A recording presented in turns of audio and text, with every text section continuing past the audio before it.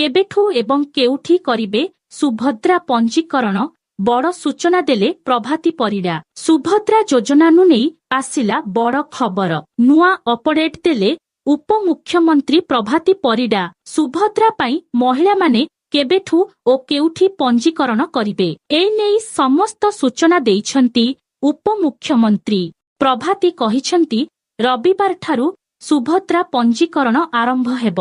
सुभद्रा पाई आवेदन करिबार फॉर्म ओ दाखल संपूर्ण देयमुक्त रहिब।